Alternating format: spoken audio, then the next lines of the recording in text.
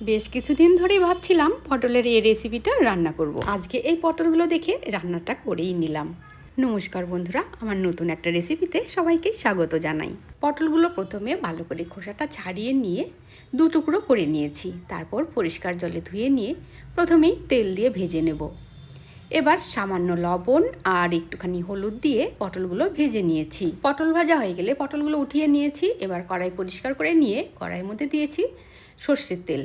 ওর মধ্যে কয়েকটা তেজপাতা, শুকনো লঙ্কা, এলাচ আর সাদা জিরে হালকা করে ভেজে নিয়েছি। এরপর একটা মাঝারি সাইজের পেঁয়াজ কুচিয়ে রেখেছিলাম, সেটা দেওয়ার পরে লাল লাল করে ভেজে নিয়েছি।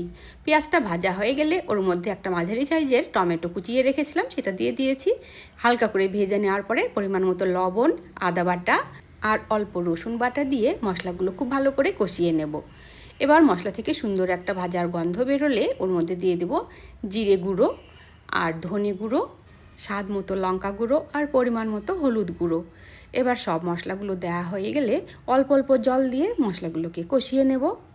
মশলা থেকে সুন্দর তেল ছাড়তে শুরু করেছে। এবার পরিমাণ মতো ঝোলের জন্য জল দিয়ে দেব। ফুটানো জলটা আমি আগে থেকেই ফুটিয়ে রেখেছিলাম। এবার পরিমাণ মতো জল দেওয়ার পর ঝোলটা ফুটতে শুরু করলে ভেজে রাখা পটলগুলো দিয়ে দেব আর মশলার সঙ্গে খুব ভালো করে মিশিয়ে নেব।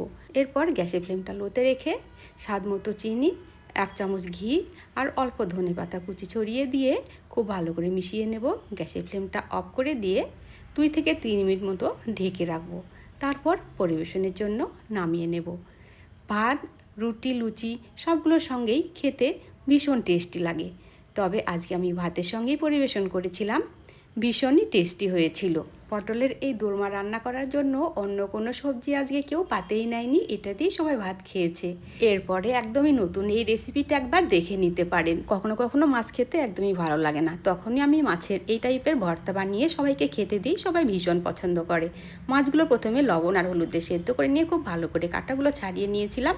এরপর কাঁচা পেঁয়াজ কুচি, একটুখানি রসুন ভেজে নিয়েছিলাম আর শুকনো লঙ্কা ভেজে নিয়েছিলাম। তারপর পরিমাণ মতো লবণ আর সর্ষের তেল দিয়ে মেখে সবাইকে খেতে দিয়েছিলাম। ভীষণ টেস্টি হয়েছিল, একবার ট্রাই করে দেখতেই পারেন।